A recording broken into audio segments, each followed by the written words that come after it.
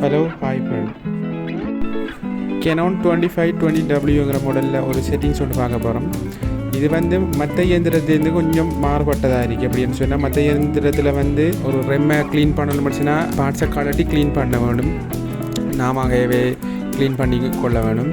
இந்த இயந்திரத்தில் எப்படி செஞ்சுருக்காங்கன்னு சொன்னால் செட்டிங்ஸ்லேயே வச்சுருக்காங்க. இது கொஞ்சம் சக்ஸஸ்ஃபுல்லாக வந்திருக்கு.